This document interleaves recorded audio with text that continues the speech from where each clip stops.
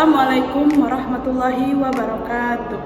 Halo semuanya, perkenalkan nama saya Nur Intan Rahmadini dari kelas Palembang semester 4 dengan NIM 06 14 13 82 42 90 75. Nah, di kesempatan hari ini saya akan menjelaskan percobaan eksperimen sains sederhana untuk anak usia 2 sampai 6 tahun.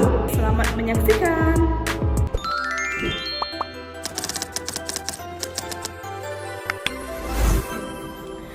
Baik, tujuan saya menjelaskan tentang konsep sederhana ini. Yang pertama, mengenalkan benda yang menyerap pada air. Yang kedua, melatih kemampuan bertanya pada anak. Yang ketiga, melatih anak untuk membedakan suatu benda. Terakhir, mengembangkan kemampuan bertanya pada anak. Sebelum itu, kisaran yang saya jelaskan untuk anak usia 4-6 tahun.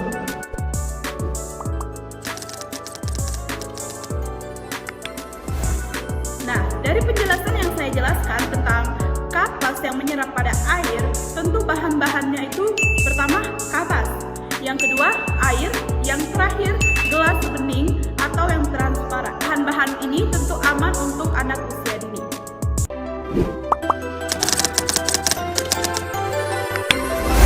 Halo semuanya, baik di sini kita akan melakukan eksperimen sederhana tentang sains pada anak usia dini.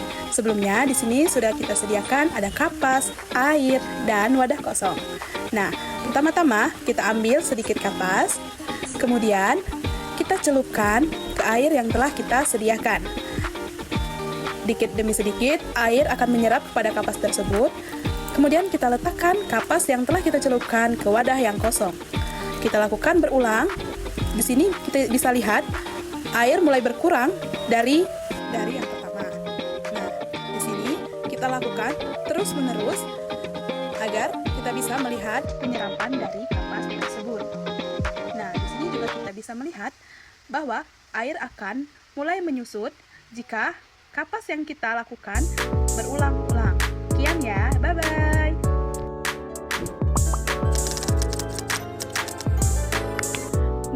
Dari percobaan yang kita tampilkan tadi, di sini kita sebagai guru atau pendidik bisa memberikan pertanyaan pemantik pada anak.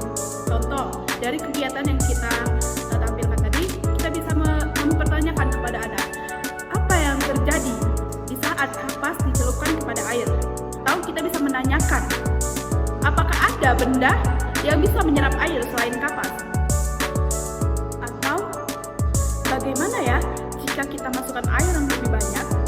Atau pertanyaan yang lain seperti apakah kapas tadi berat di saat sudah dimasukkan ke dalam air? Nah, di sini kita bisa menganalisis kegiatan-kegiatan yang kita lakukan tadi. Yang pertama, dia menyangkut kepada perkembangan anak. Teori Jean Piaget tahap praoperasional anak usia 2-7 tahun untuk berada pada tahap praoperasional, yaitu mereka belajar dari pengalaman langsung dan barang yang konkret. Nah, dari kegiatan ini, anak bisa melihat langsung dalam perbedaan kapas dicelupkan ke dalam air. Anak bisa mengamati secara langsung, bukan dari hanya penjelasan. Yang terakhir, anak bisa bereksperimen sederhana terhadap kapas dan air tersebut. Dan ini tentu sangat berkaitan dengan tahap praoperasional. Analisis kegiatan yang kedua yaitu teori Liv-Vygotsky, interaksi sosial anak usia 2-7 tahun.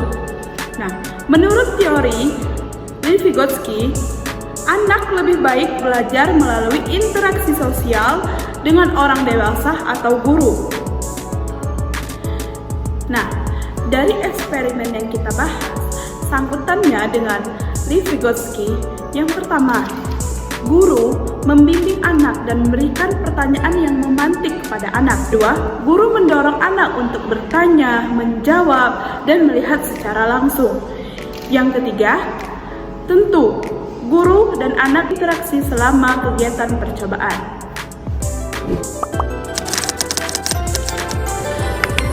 Oke, konsep sains sederhana yang kita kenalkan kepada anak itu yang pertama observasi atau penyerapan air.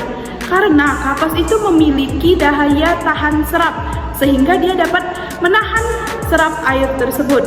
Yang kedua, perubahan. Di sini kita bisa melihat dari kapas yang kering hingga kapas yang basah. Tentu dia berbeda. Yang terakhir, pengamatan sederhana. Nah, di sini anak dapat melihat, membandingkan, dan menyimpulkan.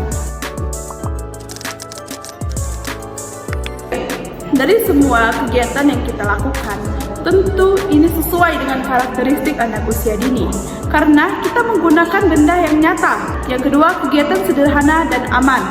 Yang ketiga, melakukan aktivitas secara langsung. Yang keempat, mendorong rasa ingin tahu kepada anak tersebut. Ini juga dapat mengembangkan observasi anak, berpikir sederhana pada anak, berkomunikasi pada anak.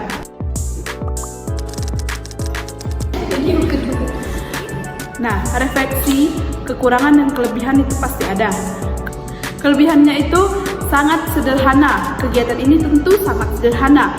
Bahannya yang aman, meningkatkan rasa ingin tahu kepada anak, dan juga kita melakukan secara langsung. Kekurangannya itu terlalu sederhana, sehingga konsep sains diperoleh masih terbatas. Yang kedua, jika hanya dilakukan sekali, anak mungkin kurang mengeksplorasi benda lainnya.